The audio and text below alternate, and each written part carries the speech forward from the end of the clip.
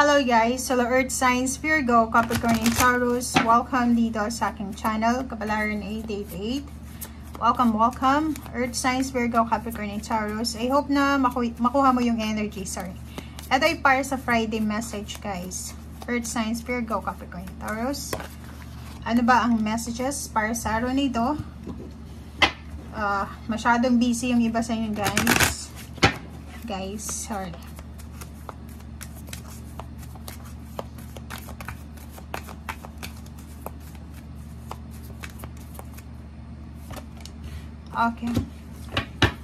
Okay, Earth Signs, Virgo, Capricorn, and Taurus. Nakikita ko sir dito na may 38 ka dito, may 11.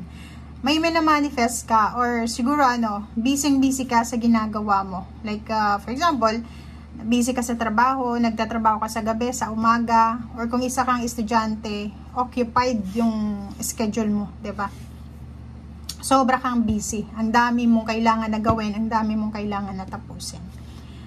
Okay, so ngayon, nandito si King Solomon.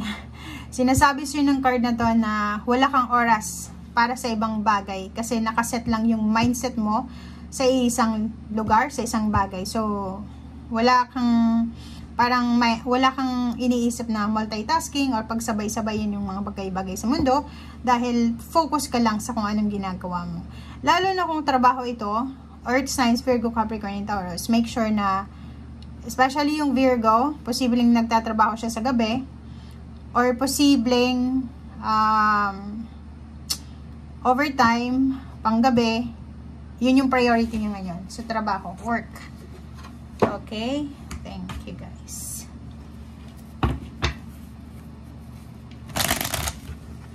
Meron din tayo ditong choose peace. So, if ever may mga pag-aaway, may mga issues, drama, negativity sa paligid mo, wala kang oras sa ganyan sa ngayon. Sa ngayon, wala kang oras sa ganyan kasi yun na nga, ang focus mo ngayon is trabaho. Yung focus mo is tapusin kung ano yung ginagawa mo. Kung estudyante ka, marami kang kailangan tapusin dahil patapos na yung taon. Yung iba naman, trabaho, relationship, parang ganun. So, wala kayong oras sa mga bagay-bagay sa mundo.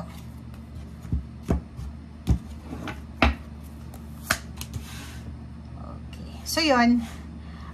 Kung makikita mo dito, meron kang hangman na reverse. So, sinasabi ng barahan na marami kang mga itutuloy na plano. Like, for example, dati, diba, marami kang napagdaanan na problema sa pera, problema sa relationship, na parang nawalan ka ng pag-asa. Pero ngayon, parang yung mga wish mo, mga financial wish mo, lalo na emotional wish, ay parang nagkaroon ka ng pag-asa, 'di ba? Ito pag-asa tong reverse na hangman kasi parang sinasabi ng barahan na yung mga financial achievements, wish fulfillment na gusto mong mangyari sa buhay mo na dahil sa pinagdaanan mong paghihirap sa nakaraang buwan or last year, medyo kinalimutan mo siya. Pero today, bigla mo siyang babalikan. Parang mas magiging motivated ka na tuparin kung ano man tong mga financial wishes mo dati pa. Okay. Nakikita ko sa'yo dito na siguro sobrang pagod na pagod ka sa ginagawa mo. Ang nakikita ko sa'yo dito na yun na nga. Nagtatrabaho ka sa gabi, ang kalaban mo dito is yung antok, puyat, parang ganon. Gutom, puyat, antok, parang ganon. And yun, pagod ka, nahihirapan kang balansehin yung araw at gabi mo, parang ganon. So, nakikita ko siya dito na nangangailangan ka ng emotional support, 'di ba? Yun lang naman yung gusto mo is supportahan ka ng mga taong mahal mo sa buhay sa kung ano man tong ginagawa mo sa ngayon. So, dito, kung ikaw ay isang Virgo, Capricorn, or Taurus, nangangailangan ka ng pangungumusta, nangangailangan ka ng parang yung care and protection from your loved ones, kahit nasa malayo or malapit sila. Kasi, sinasabi ng barasir dito na dahil dyan sa ginagawa mo, dahil sa sobrang busy ka, priority mo yung ginagawa mo, pwedeng bumagsak yung katawan mo. Diba? Pwede kang magkasakit or pwede kang bumaba yung immune system mo, lalo kung nagtatrabaho ka sa gabi. Okay. Okay, so eto naman, na barahang to is parang sinasabi sa'yo dito, Earth signs, Virgo, Capricorn, and Taurus, na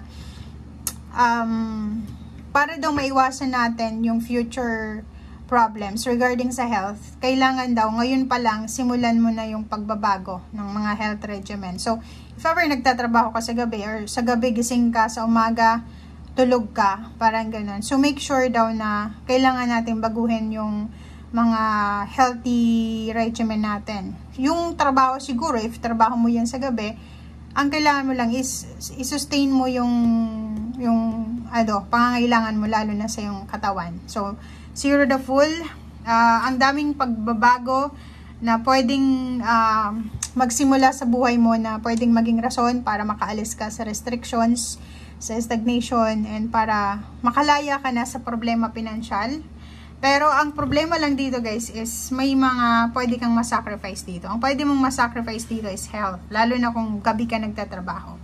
But kung hindi ka naman gabi nagtatrabaho, or wala ka namang ginagawang parang delikadong trabaho, or hindi naman yung task mo wala namang toxicity, pwede mo pa siya na mabalanse. Pero etong sinasabi ng barahan na to na 8 of Swords, kailangan mong bantayan yung katawan mo, katawang lupa, physical body and mental health, lalo na kung nasa ibang bansa ka or malayo ka sa pamilya mo.